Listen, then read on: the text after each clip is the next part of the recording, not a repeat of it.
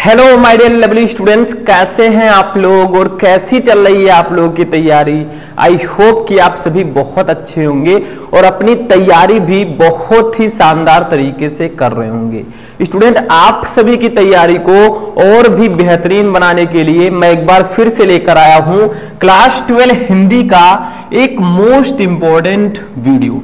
Student, आज की जो ये क्लास होगी ये बहुत ज्यादा इंपॉर्टेंट क्लास होगी, क्योंकि हिंदी में जो बहुविकल्पीय प्रश्न होते हैं वो भैया 10 नंबर के आते हैं। ठीक है, तो अगर आपको हिंदी में ये 10 नंबर बहुत आसानी से लाना है तो आपको ज्यादा से ज्यादा हिंदी साहित्य के बहुविकल्पीय प्रश्नों को पढ़ना होगा, चाहे वो हिंदी गद्य साहित्य हो या फिर हिंदी पद्य साहित्य हो। तो आज के इस वीडियो में मैं आपके लिए लेकर आया हूं क्लास 12 हिंदी के 25 मोस्ट इंपोर्टेंट बहुविकल्पीय प्रश्न जो आपके बोर्ड एग्जाम में लगभग हमेशा आते हैं। जितने भी क्वेश्चन मैंने इस वीडियो में लिया है, हर एक क्वेश्चन 2 से 3 बार आपके एग्जाम में आ चुके हैं। तो भैया इस बार भी पूरे के पूरे चांस हैं कि ये क्वेश्चन आपके बोर्ड एग्जाम में आए, और मैंने यहां पे लिख रखा है बोर्ड परीक्षा में यही प्रश्न पूछे जाएंगे। देखिए, इसमें से आप भी सकते हैं क्योंकि बहुत सारे क्वेश्चन आपको पढ़ने होंगे और मैं भी आपको प्रोवाइड करवाता रहता हूं ताकि आप लोग बेहतरीन तैयारी कर सकें। तो चलिए इस वीडियो को स्टार्ट करते हैं। बहुत ही इंटरेस्टिंग वीडियो है, बस सब लोग फुल कंसंट्रेशन के साथ इस वीडियो को देखिएगा और एक एक क्वेश्चन का, अगर आपको क्वेश्चन का आंसर पता होगा तो कमेंट करके बताते रहिएगा। ठीक है, सबसे पहला क्वेश्चन देखते हैं, बहुत इंपॉर्टेंट है और शायद आप लोगों को पता हो। बताओ किसको किसको पता है? जिसने जीवन परिचय अच्छे से पढ़ रखा है उसको ये क्वेश्चन जरूर पता होगा। देखिए, फर्स्ट क्वेश्चन है, हरियोध का जन्म स्थान है। हरियोध कौन है? अयोध्या सिंह उपाध्याय हरियोध। आपके 12th में इनका चैप्टर भी है पवन दूतिका। अब आया याद? बहुत सारे स्टूडेंट को याद आ गया होगा, याद करिए भैया, क्योंकि ये सारी चीजें बहुत इंपॉर्टेंट है। अब जिसने जीवन परिचय पढ़ रखा है वो तो इसका आंसर चुटकियों में दे देगा, और जिसको जिसको पता है वो कमेंट बॉक्स में कमेंट करते हुए चलें। आई लव यू लिखने के बजाय आप लोग ऑप्शन नंबर लिखें, का सही है कि खा सही है। बहुत सारे स्टूडेंट अपनी लव स्टोरी को जाहिर करते हैं कमेंट बॉक्स में, ऐसा नहीं करना है। पढ़ाई पे ध्यान दो, बहुत समय है आगे। ठीक है, आज पढ़ लो, 12th बार बार नहीं आएगा, मैं बार बार आपको समझाता रहता हूं। फर्स्ट क्वेश्चन है कि हरियोध का जन्म स्थान कहां है? का है एओटाबाद, खा है निजामाबाद, गा है काशी और घा है फर्रुखाबाद। तो देखिए, अयोध्या सिंह उपाध्याय जी का जन्म स्थान है निजामाबाद। अब जन्म स्थान का मतलब क्या होता है? जहां उनका जन्म हुआ। जैसे आप लोग हैं, आपका भी कहीं ना कहीं जन्म हुआ होगा, कहां हुआ है कमेंट करके बताइएगा। ठीक है, तो आप लोगों का भी जन्म स्थान है, वैसे हरियोध जी का भी जन्म स्थान है निजामाबाद। समझ में आ गया? चलिए नेक्स्ट क्वेश्चन देखते हैं। ठीक है, नेक्स्ट क्वेश्चन हमारा है दूसरा क्वेश्चन। देखिए 25 क्वेश्चन है टोटल, और इन 25 क्वेश्चन को तैयार कर लो भैया। अभी बहुत सारे क्वेश्चन मैं आपको आगे बताऊंगा, टेंशन मत लीजिएगा। जब तक आपका भाई जिंदा है आप टेंशन फ्री रहिए। ठीक है, दूसरा क्वेश्चन देखिए, भारतीय ज्ञानपीठ पुरस्कार नहीं मिला है। इसमें से कौन से कवि हैं जिनको भारतीय ज्ञानपीठ पुरस्कार नहीं मिला? मतलब उन्होंने पूरे हिंदी साहित्य में अपनी बहुत बड़ी भूमिका दी, फिर भी उनको भारतीय ज्ञानपीठ पुरस्कार से पुरस्कृत नहीं किया गया। देखिए, का है सुमित्रा नंदन पंत को, खा है मैथिली शरण गुप्त को, गा है रामधारी सिंह दिनकर को और घा है महादेवी वर्मा को। तो मैथिली शरण गुप्त जी को भारतीय ज्ञानपीठ पुरस्कार नहीं मिला है, बाकी जो तीनों कवि हैं उनको मिला है किसी न किसी रचना पर। ठीक है, ये ध्यान रखिएगा। तीसरा क्वेश्चन देखते हैं क्या है, क्वेश्चन नंबर 3। देखिए, अज्ञेय ने तार सप्तक का प्रकाशन किया। ये क्वेश्चन अगर आप लोग वीवीआई कहें तो आप लोग गलत नहीं है। ठीक है, क्योंकि ये क्वेश्चन वेरी वेरी इंपॉर्टेंट है, इसको वीवीआईपी में रखिएगा। क्योंकि देखिए, तार सप्तक का प्रकाशन उन्होंने कब किया? कौन? अज्ञेय जी। अब अज्ञेय जी का पूरा नाम क्या है बताइए? सच्चिदानंद हीरानंद वात्स्यायन अज्ञेय। ठीक है, इन्होंने तार सप्तक का प्रकाशन कब किया? का है सन 1947 में, खा है सन 1943 में, गा है सन 1950 में और घा है सन 1931 में। तो देखिए, आप लोग कैसे इसको याद करोगे? एक ट्रिक छोटा सा बताऊं, बहुत सिंपल सा है। देखिए, तार सप्तक के स्टार्टिंग में क्या आता है? ता और रा। ठीक है, और 43 के स्टार्टिंग में क्या आता है? ता और रा। 43 लिखेंगे तो ता और रा आएगा। बहुत सारे स्टूडेंट कहेंगे सर इसको 43 बोलते हैं। ठीक है, 43 या 43 दोनों बोल सकते हैं। ठीक है, तो देखिए तार सप्तक में 43 ता और आया, और 43 में भी ता और आया, तो खा वाला ऑप्शन आपका बिल्कुल सही होगा। तो तार सप्तक का प्रकाशन वर्ष है सन 1943 ईस्वी। ठीक, चलिए नेक्स्ट क्वेश्चन देखते हैं। 4 नंबर, हरिवंश पुराण के रचनाकार कौन है? ये बहुत इंपॉर्टेंट क्वेश्चन है। हरिवंश पुराण के रचनाकार कौन है, जल्दी बताओ।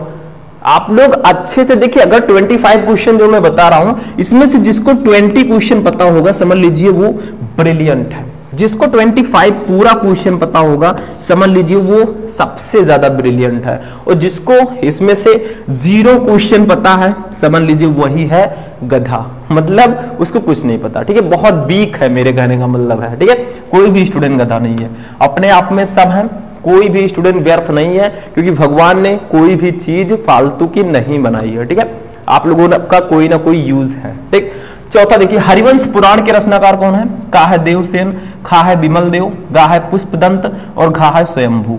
तो इसके रचनाकार है स्वयंभू। ठीक है, तो 4th का घा वाला ऑप्शन बिल्कुल राइट होगा। ठीक, तो ये आपका 4 का घा वाला ऑप्शन राइट होगा। 5 नंबर देखिए क्या है। 5 नंबर है, रसखान किस काव्य धारा के कवि हैं? जो रसखान जी हैं, ये किस काव्य धारा के कवि हैं?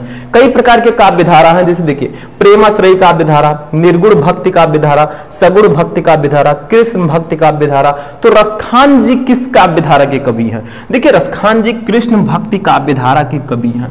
इनकी रचनाओं में ज्यादातर कृष्ण भक्ति का वर्णन किया गया है, मतलब ये कृष्ण भक्ति काव्य धारा के कवि हैं रसखान जी। ठीक है, इसको नोट कर लीजिए। चलिए नेक्स्ट क्वेश्चन देखते हैं। अब देखिए स्टूडेंट, हमारा जो नेक्स्ट क्वेश्चन है ये क्या है, बहुत इंपॉर्टेंट क्वेश्चन है, और आप हाई स्कूल से ही इस क्वेश्चन को पढ़ते आ रहे हैं। बताइए क्या होगा इसका सही आंसर। देखिए, विनय पत्रिका किस भाषा की कृति है? देखिए, विनय पत्रिका तुलसीदास जी की कृति है, और ये किस भाषा की कृति है, किस लैंग्वेज में इसको लिखा गया है, ये आपको बताना है। देखिए, का है अवधी भाषा, खा है ब्रज भाषा, गा है खड़ी बोली, और घा है भोजपुरी। तो इसका राइट आंसर होगा ऑप्शन नंबर खा, ब्रज भाषा। देखिए, विनय पत्रिका जो रचना है ये ब्रज भाषा में लिखा गया है। ठीक है, अलग अलग लैंग्वेज होता है, मैंने आपको पहले ही बताया। नेक्स्ट क्वेश्चन देखिए, 7 नंबर क्या है, क्वेश्चन नंबर 7, निम्नलिखित कवियों में से छायावादी कवि हैं। इसमें से कौन से कवि हैं जो छायावादी युग के हैं? ठीक है, मतलब कई युग है, छायावाद युग, प्रगतिवाद युग। ठीक है, ऐसे से बहुत सारे युग हैं। तो कौन से कवि हैं जो छायावादी युग के हैं? का है जयशंकर प्रसाद, खा है बिहारी, गा है नागार्जुन, घा है जगन्नाथ दास रत्नाकर। तो देखिए, जयशंकर प्रसाद जी जो हैं ये छायावादी युग के कवि हैं। तो 7 का आपका का वाला ऑप्शन बिल्कुल राइट होगा। ठीक है, याद रखिएगा कि जो जयशंकर प्रसाद जी हैं ये छायावादी युग के कवि हैं। नेक्स्ट क्वेश्चन देखिए, 8 नंबर क्या है, क्वेश्चन नंबर 8। देखिए, प्रकृति का सुकुमार कवि किसको कहा गया है? बताइए, प्रकृति का सुकुमार कवि किसको कहा गया है?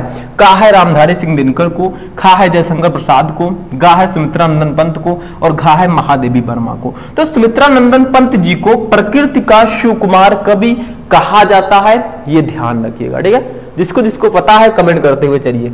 नेक्स्ट क्वेश्चन 9 नंबर देखिए क्या है, कामायनी और झरना किस युग की रचनाएं हैं? अब सिंपल सा है, कामायनी और झरना के कवि कौन है? जयशंकर प्रसाद जी, और जयशंकर प्रसाद जी हैं छायावादी युग के कवि। तो ऑप्शन नंबर ग आपका राइट होगा। कामायनी और झरना जो है ये छायावादी युग की रचनाएं हैं। ठीक, नेक्स्ट क्वेश्चन देखते हैं। अब देखिए स्टूडेंट, हमारा जो नेक्स्ट क्वेश्चन है इसको ध्यान से समझिए। प्रयोगवाद के प्रवर्तक कौन है? ये आपने सुना होगा कि प्रयोगवाद के प्रवर्तक किसको माना जाता है। ऐसा भी क्वेश्चन आता है कि प्रयोगवाद के प्रवर्तक किससे माना जाता है। ठीक है, तो का है अज्ञेय, खा है दिनकर, गा है निराला, और घा है धूमिल। ठीक है, तो अज्ञेय जी को प्रयोगवाद का प्रवर्तक माना जाता है। अज्ञेय जी का पूरा नाम क्या है? सच्चिदानंद हीरानंद वात्स्यायन अज्ञेय। ठीक है, इनको हम प्रयोगवाद का प्रवर्तक मानते हैं।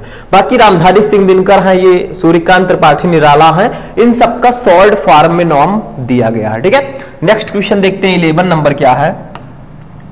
11 नंबर हमारा है, कबीर के दोहों को किस नाम से जाना जाता है? बताइए, जो कबीर के दोहों का समूह है उसको हम किन नामों से जानते हैं? पढ़ा होगा आपने, ठीक है। कबीर के दोहों को क्या बोलते हैं? का है दूहा, खा है शब्द, गा है साखी और घा है पद। तो देखिए इसको हम साखी के नाम से जानते हैं, ठीक है। कबीर दास के जो दोहे हैं उनको हम साखी के नाम से जानते हैं, यानी कि कबीर दास के दोहों का जो समूह है वो साखी कहलाता है, ठीक। नेक्स्ट क्वेश्चन 12 नंबर देखिए क्या है। साकेत की नायिका कौन है? देखिए साकेत एक बहुत ही बड़ा महाकाव्य है, बहुत ही फेमस है, लेकिन इसकी नायिका कौन है? हीरोइन। जैसे मूवीज बनती हैं तो मूवीज में हीरो होता है, हीरोइन होती है, ठीक है। वैसे ही इसमें भी है भैया, तो इसकी नायिका कौन है? ठीक है। का है यशोधरा, खा है उर्मिला, गा है राधा और घा है द्रौपदी। तो देखिए साकेत की जो नायिका है वो उर्मिला जी हैं, तो खा वाला ऑप्शन आपका बिल्कुल राइट होगा, ठीक। एक एक क्वेश्चन को बहुत ध्यान से समझिएगा और इन सारे क्वेश्चंस को नोट कर लीजिएगा, ठीक। नेक्स्ट क्वेश्चन 13 नंबर देखिए क्या है हमारा। 13 नंबर है चंद्रवरदाई की रचना है, यानी कि चंद्रवरदाई की रचना इसमें से कौन सी है? बताइए। आपके पास ऑप्शन है का है पृथ्वीराज रासो, खा है कुमार रासो, गा है राहुल वेल, घा है जय मयंक जस चंद्रिमा, ठीक है। तो पृथ्वीराज रासो, देखिए चंद्रवरदाई जो है ये चंद्रवरदाई की रचना पृथ्वीराज रासो है, तो का वाला ऑप्शन बिल्कुल राइट होगा, ठीक है। नेक्स्ट क्वेश्चन 14 नंबर देखते हैं क्या है। 14 विद्यापति कवि हैं।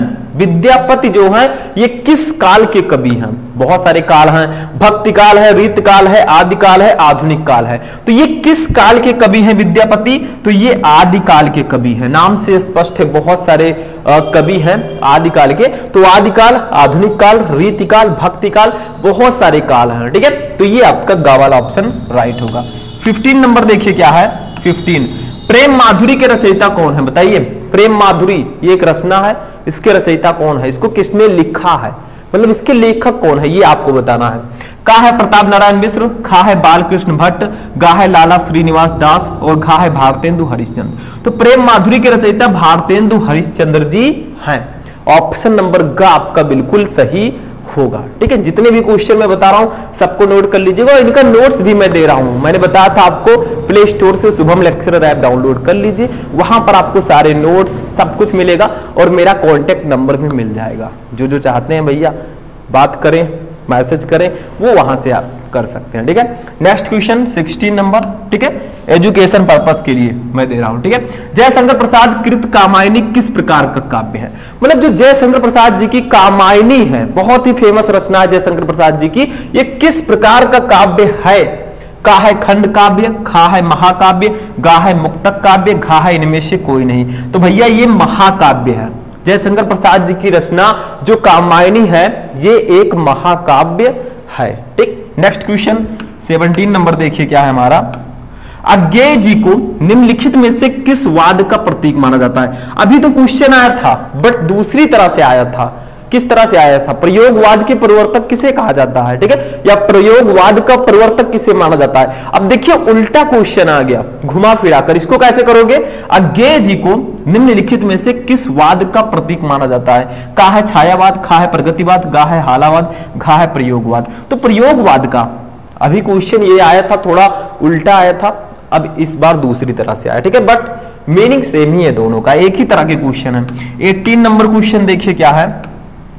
रामधारी सिंह दिनकर द्वारा रचित ग्रंथ है, इनमें से कौन सी ग्रंथ है जिसको रामधारी सिंह दिनकर जी ने लिखा है, ठीक है। अब जिसने रामधारी सिंह दिनकर का जीवन परिचय पढ़ा होगा अपने 12th वाले चैप्टर में, उसको ये पता होगा, क्योंकि जीवन परिचय जितने भी हैं आपके 12th में, मैं कहता रहता हूं कि उन सारे कवि और लेखक का जीवन परिचय पढ़ लीजिए, उनकी रचनाएं पढ़ लीजिए। ज्यादातर क्वेश्चन उन्हीं की रचनाओं या फिर उन्हीं से रिलेटेड आता है, या तो उनके जन्म स्थान, उनका जन्म का जो जन्म की तिथि है, या फिर उनकी रचनाओं से रिलेटेड, ठीक है। तो रामधारी सिंह दिनकर द्वारा रचित ग्रंथ कौन सा है? का है हुंकार, खा है धूप के धान, गा है कालजयी, घा है चित्राधार। तो हुंकार जो है ये रामधारी सिंह दिनकर जी का ग्रंथ है इन चारों में से, ठीक है।